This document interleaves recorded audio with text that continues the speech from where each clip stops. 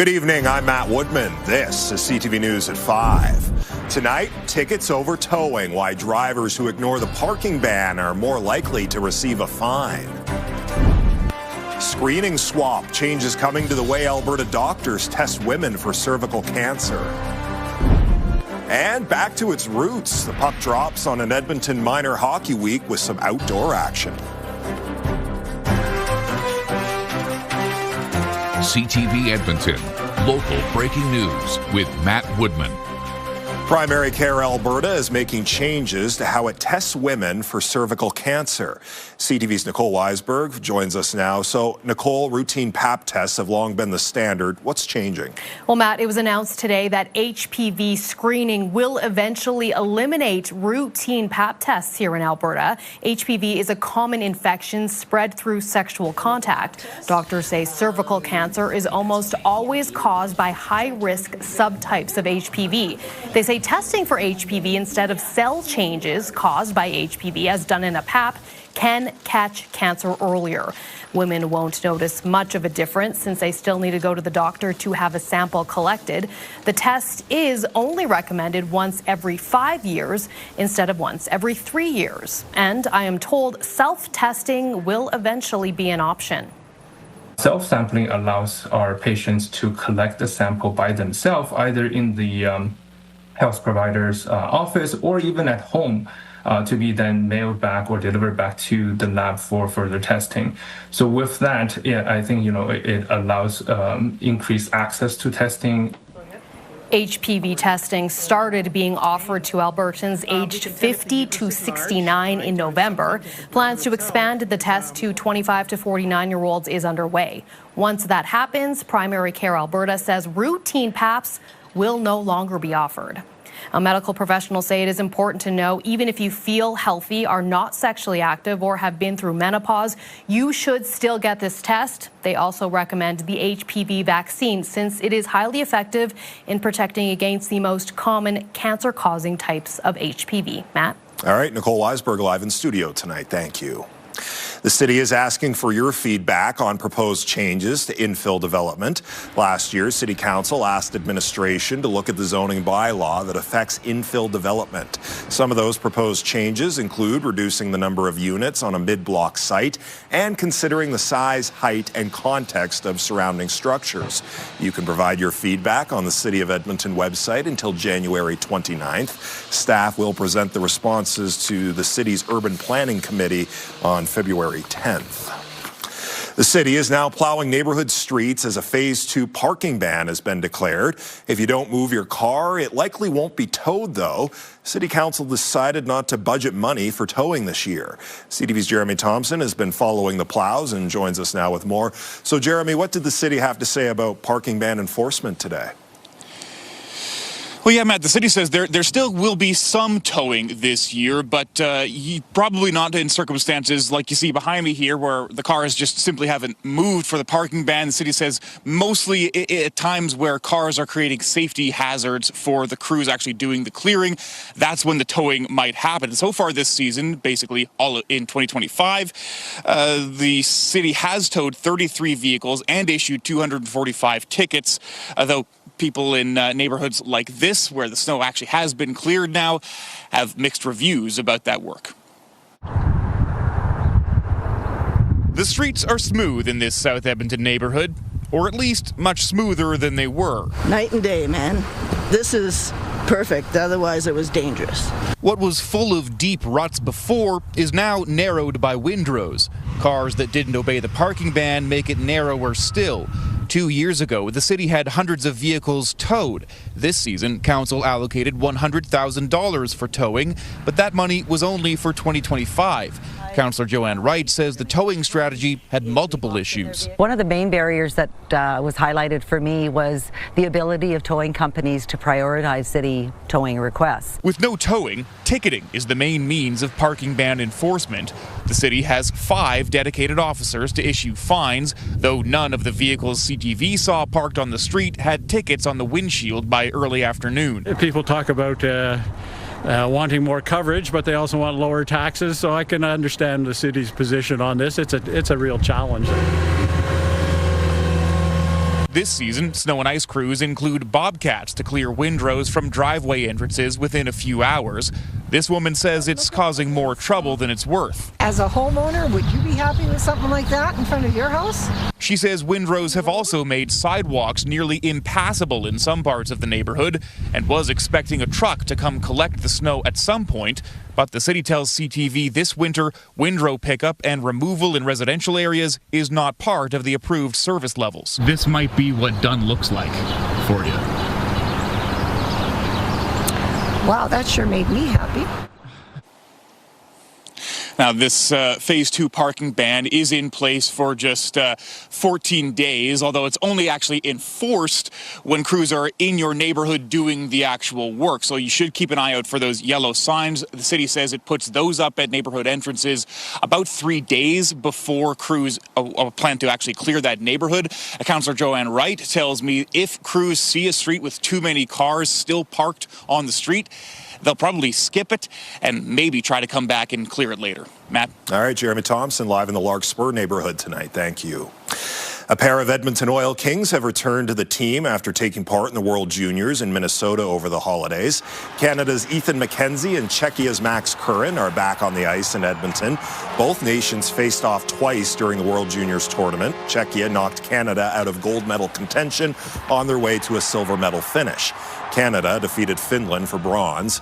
Both players say the tournament has given them a boost of experience and confidence. I dream of it being a kid, going to that tournament and playing there. So, yeah, being there, it flew by. I never had a better time around Christmas time, so it was unbelievable. Yeah, it means so much, not just for me, but for my teammates, for the whole country. It was the 4th medal in a row for Czechia, so, I mean, I think we made everyone really proud. The Oil Kings are back in action Wednesday night when they host the Medicine Hat Tigers at Rogers Place. The Edmonton Oilers will have some special fans in the stands when they visit the Chicago Blackhawks tonight. It's a fun experience. Obviously, I think all the dads are having a good time, but I also know that the players and staff appreciate the organization allowing the fathers to be part of this, and just creates a little excitement. The dads of the players and staff are joining the Oilers on their 2-game road trip. They also took in the game Saturday at Rogers Place against the LA Kings. While Edmonton lost in a shootout, Connor McDavid broke his own personal record by recording points in 18 straight games. Kasperi Kapanen has a little streak of his own. He's got 4 points in his last 3 games since returning from an injury that's kept him out of the lineup since mid-October. It always takes time when you come back from such a long injury, but it feels like I haven't really missed a step. So I like where my game's at right now. I like where our game's at. Tonight's game begins at 6:30. The Oilers travel to Nashville to face the Predators tomorrow. Josh, I'm sure the Oilers hoping to warm up as much as the temperatures have the last few days. In fact, we broke a record today. Yeah, I mean, I know you're seeing snowy scenes behind me here, but there is no snow except melting snow in the forecast for the next 5 to 7 days. Maybe middle to the end of next week we get some snow. Until then, more warm air. -2 for a morning low today. That's warmer than the average high for this time of year. So all of a sudden, this warmer air started to spill in through the weekend. It highs of 6 degrees Saturday and yesterday. Today, 10.3. That shatters the old record of 9.4, which goes all the way back to 1891. It is also, since 2000, last quarter century, it's the 3rd warmest January day on record here in the city. Only January 30th, 2024 and January 4th, 2012 warmer. These are the only 4 days since 2000 that have been in double digits in January. And we'll have a chance to get into double digits again, not tomorrow, but Wednesday. I think that's going to be the next best chance at setting a record. 9 degrees in Mayo right now, a little gusty there off to the north of the city. Gusts to about 45 kilometers per hour in Stony Plain. No gusts in town, but wind up about 15 kilometers per hour and currently sitting at 8 as we start to cool. There's the cloud cover. That'll slide in through this evening. I think we'll start tomorrow, much like today, under mostly cloudy skies, and then a couple of degrees cooler than today, about 5 or 6 for a daytime high. We'll talk more about that next chance at breaking a record on Wednesday in just a few minutes. All right, Josh, thank you. Coming up next on CTV News, after a week of delays, court proceedings are underway for a man accused of hitting and killing a woman with a U-Haul.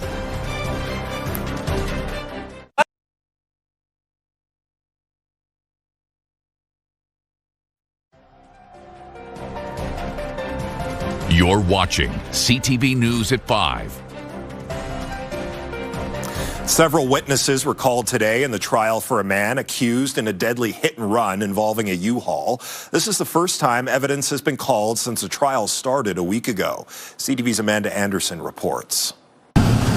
In a second-floor courtroom, Peter Ashby pleaded not guilty to 10 charges. He's accused of evading police while driving a U-Haul that struck and killed 45-year-old Cassandra Gartner. The U-Haul was involved in a second crash before it was dumped outside a 7-Eleven, where Ashby is then alleged to have stolen a car with a child inside. The child was dropped off nearby unhurt.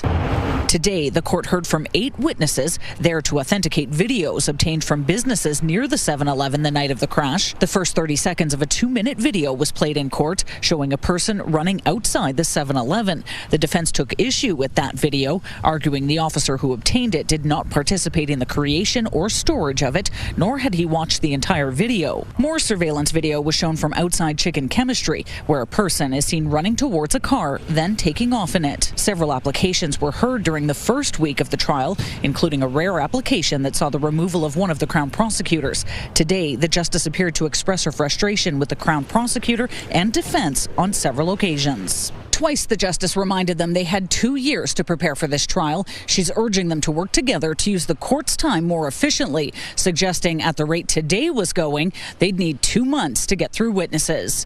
The trial continues tomorrow. Amanda Anderson, CTV News, Wetaskiwin. A 36-year-old woman is facing 2 charges after a woman was killed while crossing the street. Police say a woman was walking her dog north on 82nd Street. She was crossing 153rd Avenue at a crosswalk when she was hit by a SUV headed south, turning left on 153rd Avenue. Police say the 58-year-old woman was taken to hospital where she died. Police have charged the driver of the SUV with failure to yield to a pedestrian and careless driving. 2 men in Edmonton are facing charges after threats were made against the Jewish community last month. Edmonton police received a tip about threatening social media posts from the Niagara Regional Police Service in Ontario.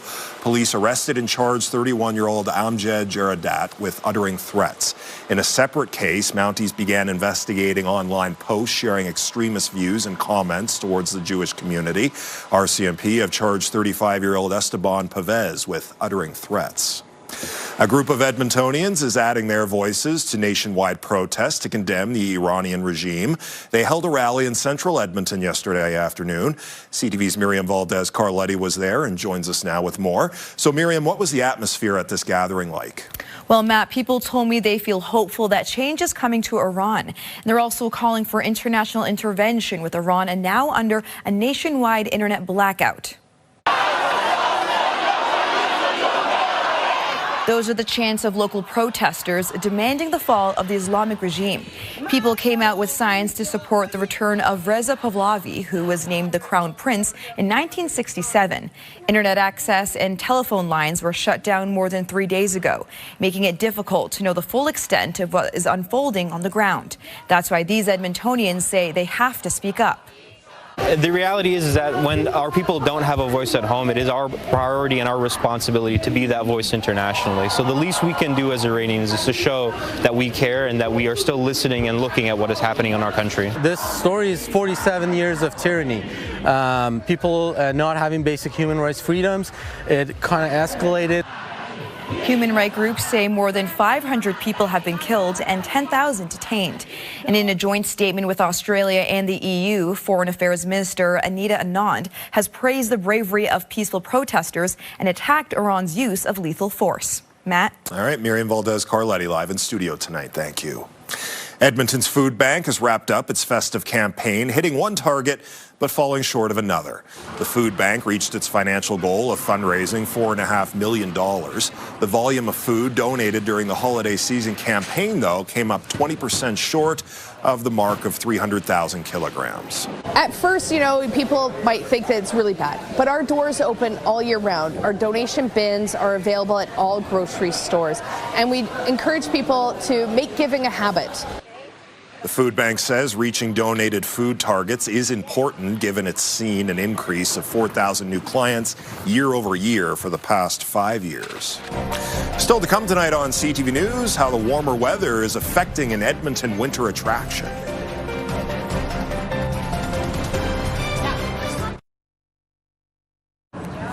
Edmonton's ice castles will stay closed until at least Friday. Staff say the warmer temperatures would not be the safest experience for visitors. Organizers say they hope to reopen next week or when temperatures cool down. Now, there are other ways to enjoy winter. The city is running a free event called Play Rangers. Edmontonians can go snowshoeing, kick sledding, and build snow forts. The program runs every Saturday at White Mud Park until February 28th. A little nicer to do with these kind of temperatures. I was going to say, at this rate, Josh, are we going to have much snow left? It's been so warm out there. No. This happens every year, right? This is our January thaw. It'll stick around at least through into early next week. Show you the long-range forecast. And next week, I think some colder air starts to drop back in. It's 8 right now as you look through the Action Furnace River Valley Skycam.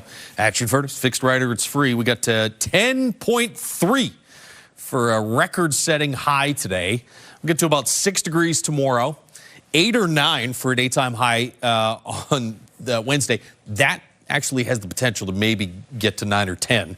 We'll see how that goes. Temperatures still 2 to 5 degrees above zero there Thursday, Friday, Saturday, Sunday, Monday of next week. And then I think somewhere around Wednesday or Thursday, some cooler air will start to drop back in next week. It's 6 degrees in Fort McMurray right now. 5 in Grand Prairie. You got an 8 in Red Deer, Jasper, sitting at 3. Some cloudier skies, really windy, wind warnings in effect across the south. You can see some snow in through the mountain parks off to the west, southwest of Calgary as well. It's a snowfall warning for the Icefields Parkway, upwards of 20, 25 centimeters of snow, which should taper off later tonight. Here in Edmonton, I don't think we'll get any snow. We will see some cloud cover slide in, though, overnight tonight. And you could actually see along Highway 43 here northwest of the city overnight. You might actually see some showers. Same goes for areas southeast of Edmonton early tomorrow morning. The good news is that all these areas, temperatures should be slightly above zero, so it won't technically be freezing rain, but roads and sidewalks could be a little slick tomorrow morning in a couple of spots. We'll get some clearing, it looks like, once again through the mid-afternoon hours, back to some sunshine, and then clouds roll back in through the afternoon. And again, this next wave of precipitation likely misses the Edmonton area as well. So no snow in the forecast or rain or freezing rain over the next couple of days. Maybe middle to the end of next week as that colder air drops in, the return of some snow. 1 in Fort McMurray. It's 2 in Grand Prairie, 2 as well in through the Red Deer region tomorrow morning. Will get down to about 2 degrees as well here in the city. Cold Lake, about 2 for a high tomorrow. Should be 4 or 5 degrees above zero, though, in Grand Prairie as well as Whitecourt. Across the south, double digits for Calgary and Lethbridge. 4 or 5 into the Red Deer, Lloydminster regions, and about 7 degrees. And mostly cloudy skies in Jasper tomorrow. Here in Edmonton, temperatures holding fairly steady, it looks like, between 9 p.m. and about 8 or 9 tomorrow morning, somewhere in the 2 to 4 degree range. We'll get to a high of about 6 degrees early in the afternoon. And the record high for tomorrow is 9.4. So that one's safe. The record on Wednesday, which goes back to 1942, this is an 8.3. So we're going to be really close. That's the next best chance at setting another records high here in Edmonton. 4, 2, and 5 for daytime highs Thursday, Friday, Saturday. Those won't be record-setting highs, but way above average. Average daytime high in the -6 range. Again, it does look like colder air will return. We're not completely done with it just yet, but we get a nice lengthy break, and then somewhere around the middle to the end of next week, snow returns, and so too does the colder air. All right, Josh, thank you. We're getting a look inside the dream home up for grabs in a lottery supporting big brothers, big sisters. This bungalow in St. Albert is worth just over $1 million. It was more than 2,900 square feet of living space. The Big Brothers, Big Sisters Dream Home Win 50 lottery is the agency's largest fundraiser of the year. The 50-50 draw could net you up to $1 million. It is our most important fundraiser because it helps us fund all of our programs and services that we offer to more than 4,500 children and youth in Edmonton and surrounding areas. The deadline to purchase tickets is April 13th. The draw takes place on May 7th. When we return, playing on the pond, Quick Card Minor Hockey Week begins with an outdoor tournament tradition. 20 mini rinks built on the pond here. We're in such a beautiful setting. CTV News at 5 continues. Tuesday on Your Morning, Mayor Andrew Knack joins us after traveling to China for the Harbin Snow and Ice Festival. We'll also ask him about snow and ice clearing here in Edmonton. We'll see you then. Your Morning Edmonton, weekdays. One of the longest running hockey tournaments in the world is back in Edmonton for another year. Minor Hockey Week started over the weekend with the youngest players outside on the pond. CTV's Connor Hogg has more. Hockey players in Edmonton under the age of 9 took advantage of the warm weekend weather to hit the ice in a different setting than they usually play in. How is playing on a pond like this different than what you're normally doing? They're just like, it's more yellow. 20 mini rinks built on the pond here. We're in such a beautiful setting. It's really quite neat down here.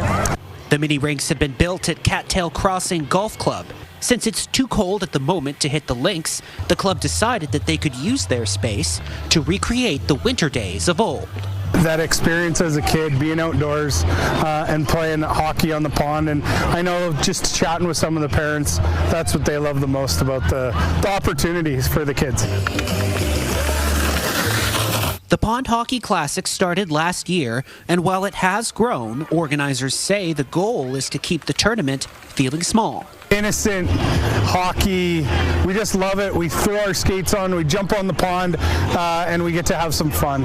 Gameplay not the only attraction, with the retro setup also being more conducive to socializing and making friends. What do you like about playing hockey? Playing with my friends. It's fun to get them out here, and it's fun to be out here with all the other teams. Everybody mixing it up, and you're out there. The girls are playing, but other teams are playing on other services as well, so we can pop over and see other people we know, make some connections. You have more fresh air than you're in your house. Organizers say they hope players will remember these games the way they remember playing on the pond in their U9 days. What's the main memory that you think you're going to take away from today? Scoring goals. Scoring goals? Yeah. Quick Card Minor Hockey Week runs until January 18th. Connor Hogg, CTV News, Edmonton. And that's our show. Thanks for watching. I'm Matt Woodman. Have a great night.